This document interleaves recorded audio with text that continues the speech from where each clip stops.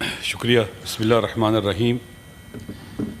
مولا علی علیہ الصلوۃ والسلام کا قول ہے آلۃ الریاست سعۃ الصدر.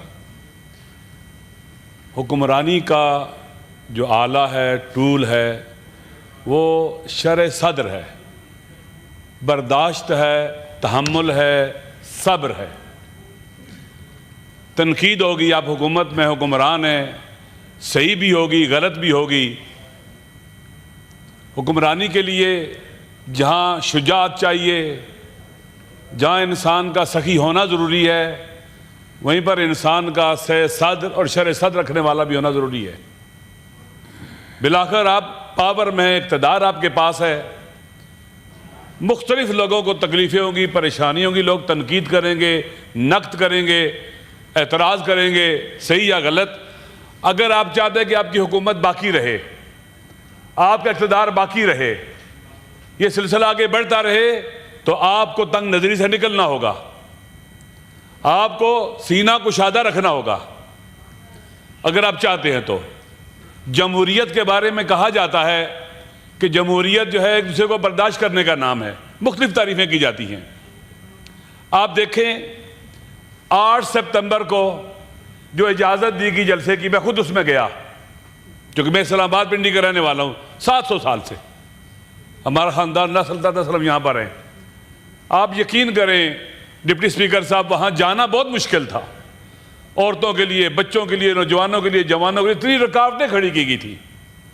جب آپ جمہوریت یعنی الیکشن کے ذریعے تبدیلی کے راستے بند کر دیں گے، جب آپ عدلیہ کے ذریعے راستے سارے بند کر دیں گے تبدیلی کے، جب آپ پارلیمنٹ کا تقدس ختم کر دیں گے، اس پر حملے شروع ہو جائیں گے، اس کے اندر سے لوگوں کو گرفتار کیا جائے گا. دنیا دیکھ رہی ہے ہمارا یہ کردار. تو جب لوگ یہ سمجھیں گے پاکستان کے عوام کی تعداد میں 60 سے 70% جوان ہیں، 8 فروری کو الیکشن ہوتا ہے، 9 کو چینج ہو جاتا ہے. لوگوں کو اجازت دیں کہ لوگ گھروں سے باہر نکلیں، اپنا احتجاج کریں پازیٹیو طریقے سے. اسی سے چیزیں آگے بڑھتی ہیں. لیکن راستے روکے جاتے ہیں. جب یہ سارے راستے روک دیے جاتے ہیں تو لوگ اگر پارلیمنٹ سے مایوس ہو گئے، عدلیہ سے مایوس ہو گئے، الیکشن کے ذریعے چینج لانے سے مایوس ہو گئے، آپ بتلائیں کون سا راستہ ان کے لیے ہے؟ جناب یہاں سے پہلے خطاب ہوا ٹریجری بینچ سے کہ احتجاج قائد اعظم نے کہاں کیا. ابھی پاڑا چنار میں 50 لوگ مارے گئے ہیں. وہاں کے لوگ پریس کلب کے باہر 20 دن سے بیٹھے ہوئے تھے، کوئی نہیں سننے والا. پرسوں نے کہا گیا کہ یہاں قانون بن گیا ہے، اگر آپ بیٹھیں گے آپ کو گرفتار کریں گے، 3 سال جیل جائیں گے آپ. انہوں نے درخواست دی پولیس کو، ڈی سی کو، وہ امن کے لیے بیٹھے ہوئے تھے لیکن انہیں اجازت نہیں دی گئی. آپ نے جو قانون بنایا اس دن منٹوں میں قانون بنایا، اس نے ہمارے بنیادی جو رائٹس ہیں، حقوق ہیں، ان پر ڈاکہ ڈال دیا ہے.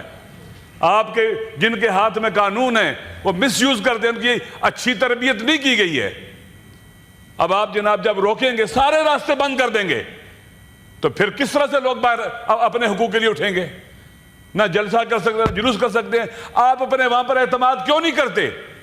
ابھی جب علی ظفر صاحب بات کر رہے تھے تو وہ یہی کہہ رہے تھے لوگوں کے پاس کون سا راستہ بچا ہے مجھے بتلائیں.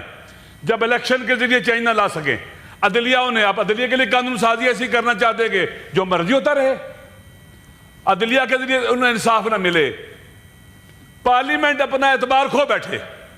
پارلیمنٹ جب ایسی قانون سازیاں کرے گی جس سے عوام کو فائدہ نہیں ہوگا بلکہ عوام بند پنجرے میں، ایک پنجرے میں بند کر دیے جائیں گے، تو کیسے پھر عوام اعتماد کریں گے؟ کل پارلیمنٹ کے اوپر یہاں کے جو نمائندے ممبرز ہیں، ان پر مشکل ہے کہ عوام ساتھ کھڑے نہیں ہوں گے، اکیلے ہو جائیں گے. کہا جاتا ہے جی کہ فلاں کو پھانسی دی جائے گی. کیا بھٹو کی پھانسی کافی نہیں تھی انہیں؟ کیا بے نظیر کا قتل کافی نہیں تھا انہیں؟ اکبر بگٹی کا مارا جانا کافی نہیں تھا؟ اب ایک اور کو مارنا چاہتے ہیں، اس ملک کو تباہ کرنا چاہتے ہیں. قتل کی، پھانسی دینے کی باتیں ختم کرو. آپ پاکستان کو بچانے کی باتیں کرو. احمد ولی کی باتیں بہت زبردست باتیں تھی، میں تائید کرتا ہوں ان کی. آپ دیکھ لیں بلوچستان کو پڑھا، اس کے بعد یہ خیبر پختونخوا کو، پنجاب کا بھی یہ حال ہے. آپ لوگوں کے پاس جائیں، باہر نکلے، گھر کس طرح لوگ مہنگائی کی چکی میں پس رہے ہیں. یہاں عوام کو ریلیف دینے کے لیے کون سی باتیں ہو رہی ہیں؟ لوگ احتجاج نہ کریں، رائٹس میں نہیں ہے یہ کہ احتجاج نہ کیا جائے، احتجاج کرنے دیں لوگوں کو۔ اگر احتجاج نہیں کرنے دیں کہ لوگ پہلے پتھر اٹھائیں گے پھر اسلحہ اٹھائیں گے، پورا پاکستان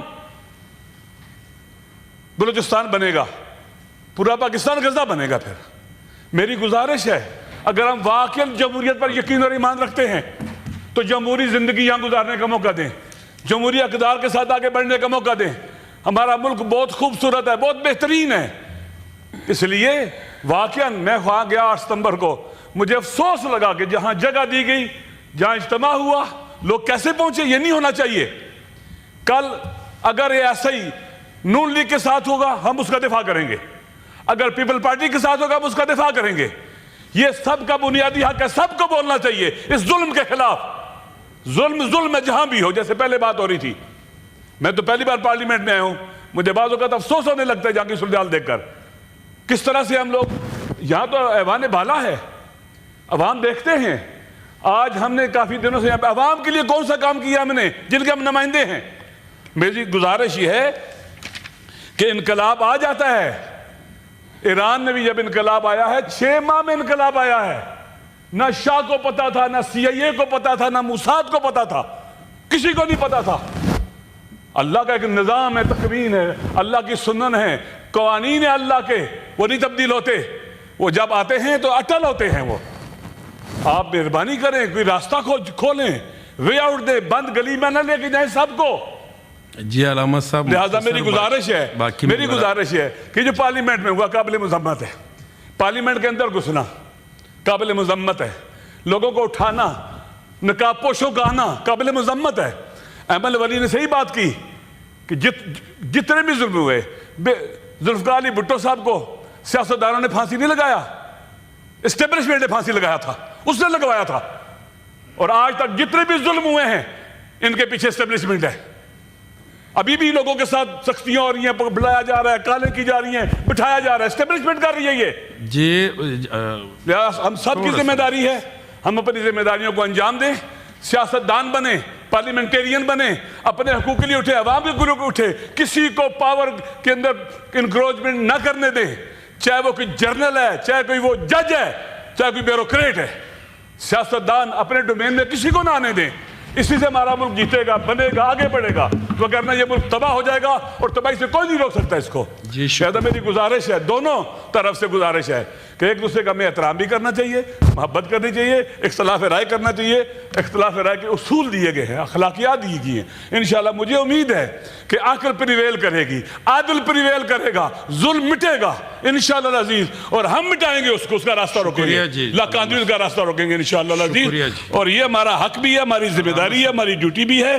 اور میری آخری بات، یہاں شری رحمان صاحب بیٹھی ہیں، جناب عرفات صدیقی صاحب بیٹھے ہیں۔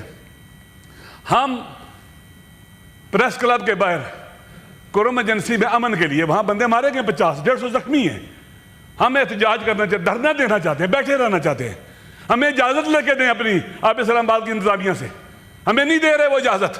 ہم پرامن رہنا، 20 دن سے پرامن بیٹھے ہوئے تھے، کچھ بھی نہیں ہوا تھا۔ یہ جو قانون پاس کیا گیا ہے، اس قانون نے ہمارے حق پر ڈاکہ ڈالا ہے، مظلوموں کے حق پر ڈاکہ ڈالا ہے، یہ ظلم ہوا ہے ہمارے خلاف۔ جی شکریہ، ہم اس کی مذمت کرتے ہیں، ہمیں اجازت لے کے دیں وہاں احتجاج کرنے کی پریس کلب کے باہر۔ یہ ہمارا حق ہے کہ آپ کی انتظامیہ نہیں دے رہی، ڈی سی نہیں دے رہا، کیونکہ ڈی سی کا اختیار ہی نہیں ہے، کمشنر نہیں دے رہا، اس کا اختیار ہی نہیں ہے، وہ ہل ہی نہیں سکتا ہے اوپر کے آرڈر کے بغیر۔ میری گزارش یہ ہے کہ مہربانی کریں، آئیں ہم مل کر رہیں، ایک دوسرے کے حق کا دفاع کریں۔